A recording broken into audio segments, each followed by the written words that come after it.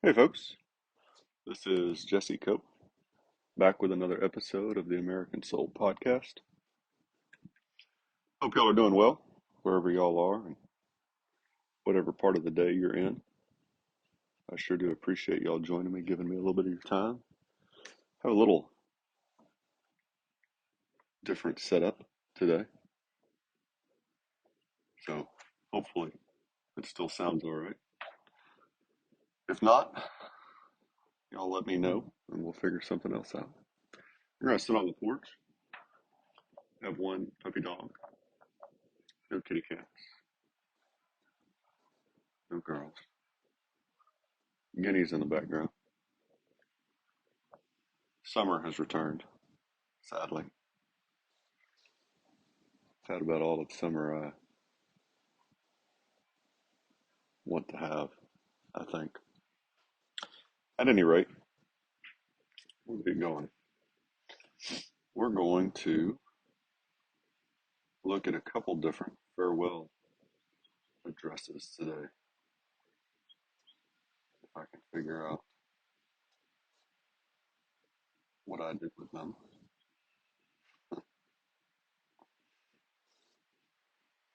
First one is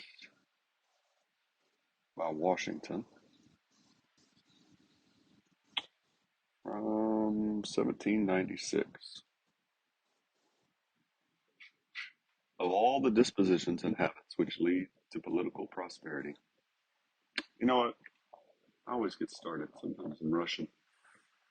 For those of y'all that continue to share the podcast with others and to help it to grow, thank you. I would feel remiss if I didn't tell you all thank you each episode because it means a great deal.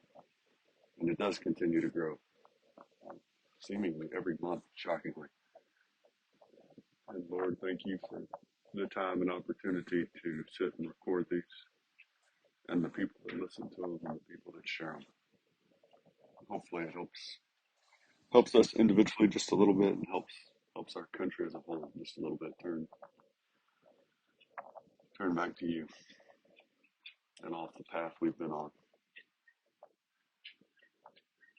All right, we'll go back to Washington, 1796. This is his farewell address.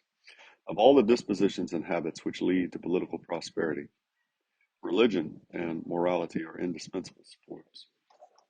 In vain would that man claim the tribute of patriotism, who should labor to subvert these great pillars of human happiness, these firmest props of the duties of men and citizens. The mere politician, equally with the pious man, ought to respect and cherish them.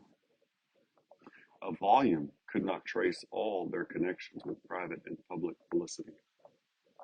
Let it simply be asked, where is the security for property, for reputation, for life, if the sense of religious obligation desert the oaths, which are the instruments of investigation and courts of justice? And let us with caution indulge the supposition that morality can be maintained without religion. Whatever may be conceded to the influence of refined education on the minds of peculiar structure, reason and experience both forbid us to expect that national morality can prevail in exclusion of religious principle.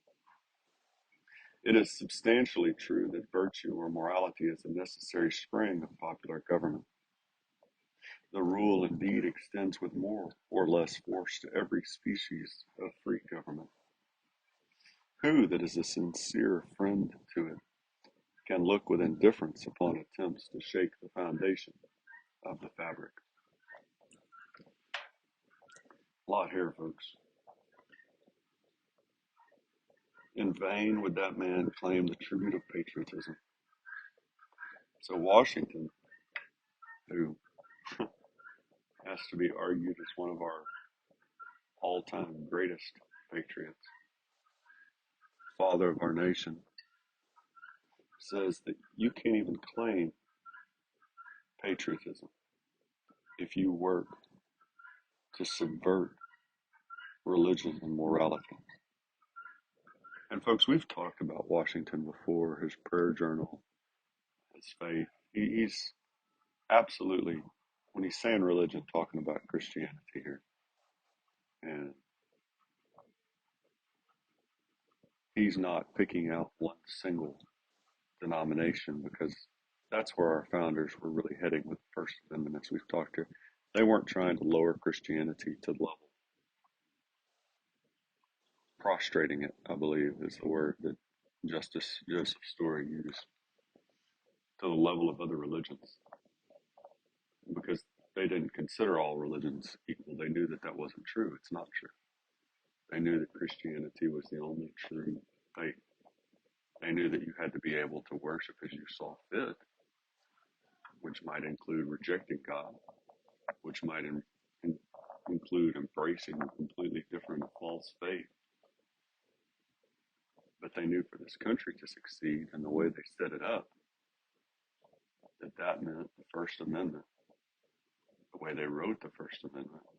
When you go back and you listen to Fisher Ames, who gave the final wording of the First Amendment and worked on the Bill of Rights, what they were doing was trying to keep the different denominations from favoritism or fighting.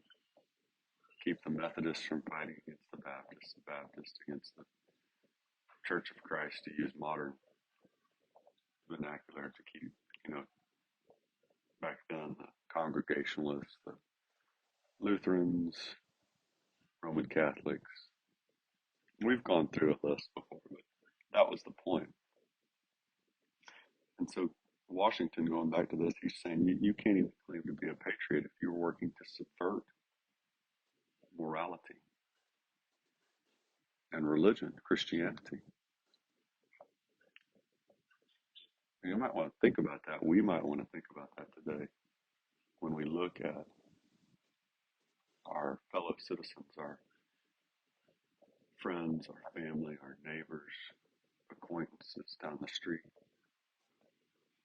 fellow members of a church, when they come in and claim to support America with the church. It's really worse than that. I think in a little while we'll do a podcast on this today. In the church, it's even worse. It's claimed to follow the principles of Christ, and instead they give their time and money and effort to supporting evil values that go directly against the teachings of Christ, that hurt the little child, the least of these, that hurt the widow and the orphan, the poor and the needy. And when you go down that list of core values of the left, every single one of them does that, folks. You can see the illegal immigration in the news today, which we may come back and talk to that next couple of days. You can see the LGBTQ, the transgenderism, the homosexuality, all of that stuff pushed on children today in school, the bigotry, the racism via critical race theory and identity politics, revisionist history that's just blatantly untrue, the 1619, I think, project or something like that. I forget the numbers right now because they're not true. Feminism, oh Lord, that one in and of itself has done so much damage. It's hard to even wrap our head around it. Abortion, murdering 63 million of our own fellow citizens and claiming that it's a right, some kind of, it's a birthright to murder your own child. There's some irony for you. And just the general principles of socialism and communism that are so supported by people that support the left, including our family, friends, and neighbors. When you have socialism and communism that over the last century plus have slaughtered tens of millions, tens of millions.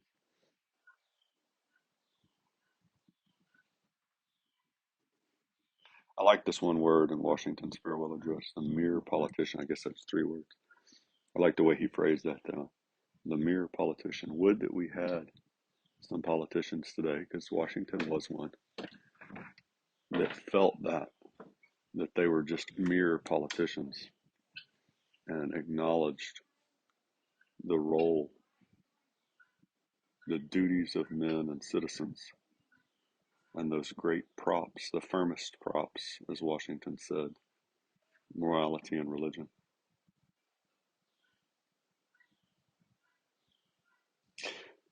And let us with caution indulge the supposition that morality can be maintained without religion. Washington knew that there was no way we could continue to be a moral people, a moral nation, if we didn't continue to follow the teachings of Christ.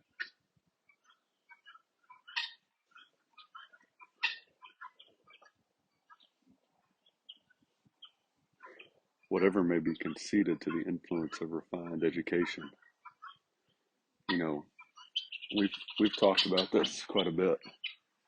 No matter how great the education is from a secular point of view, how great the fiscal policy, the financial policy, if it's not based on the teachings of Christ, it's failing.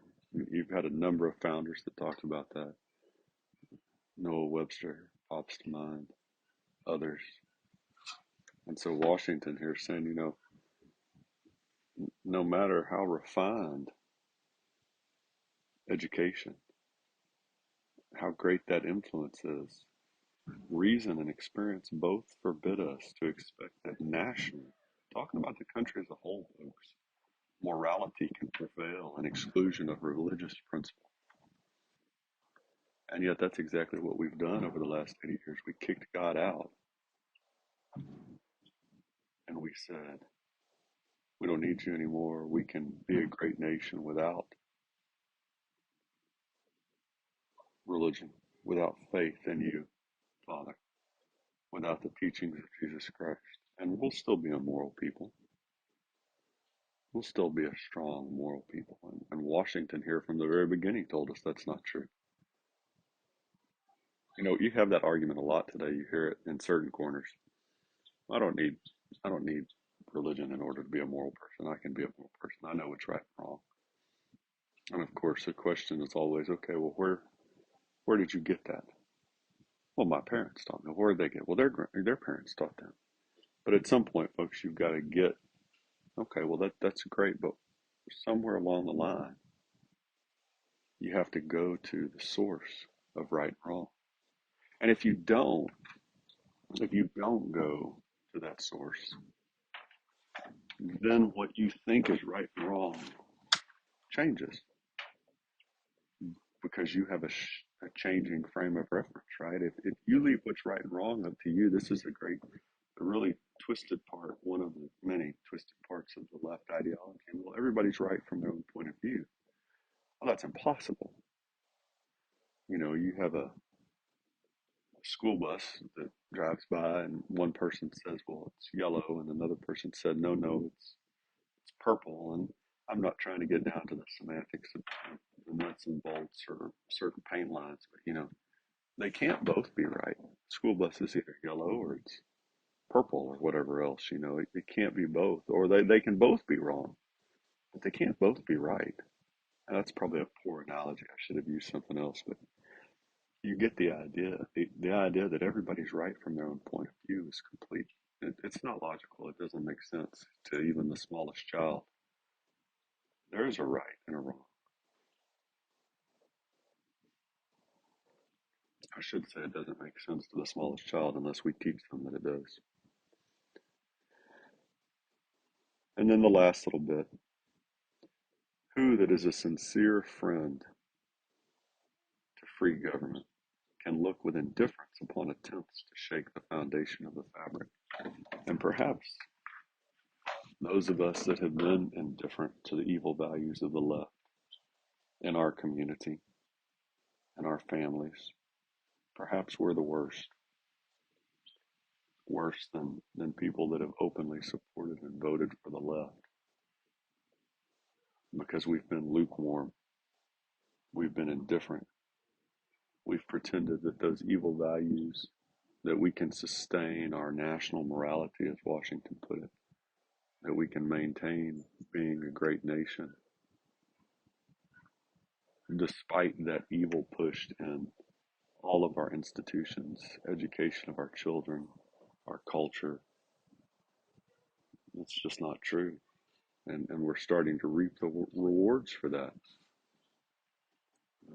I just saw a little clip just within the last 24, 48 hours about Disney, right? That was really founded as kids' entertainment and really used to be pretty wholesome in a lot of ways. You go back to a lot of the earliest films, there's some pretty, I was thinking of Sleeping Beauty, I think, some pretty blatant references to good and evil, God and the devil.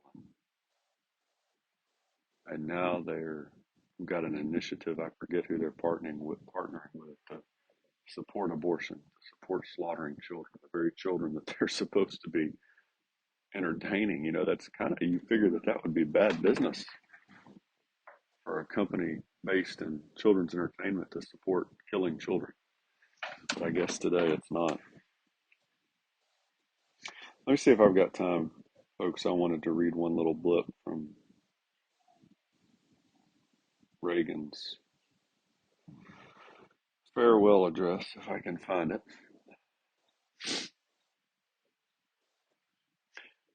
This was toward the very end. We'll just read however much we have. We've gone through this before, but it felt fitting. Finally, there is a great tradition of warnings and presidential farewells, and I've got one that's been on my mind for some time. But oddly enough, it starts with one of the things I've proudest of in the past 8 years, the resurgence of national pride that I call the new patriotism. This national feeling is good, but it won't count for much and it won't last unless it's grounded in thoughtfulness and knowledge. An informed patriotism is what we want. And are we doing a good enough job teaching our children what America is and what she represents in the long history of the world? Those of us who are over 35 or so years of age grew up in a different America. We were taught very directly what it means to be an American, and we absorbed almost in the air a love of country and an appreciation of its institutions.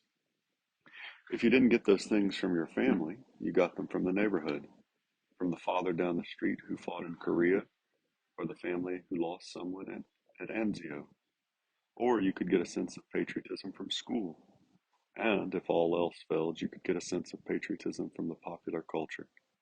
The movies celebrated democratic values and implicitly reinforced the idea that America was special. TV was like that too, through the mid 60s. But now we're about to enter the 90s and some things have changed. Younger parents aren't sure that an unambivalent appreciation of America is the right thing to teach modern children. And as for those who create the popular culture, well-grounded patriotism is no longer the style.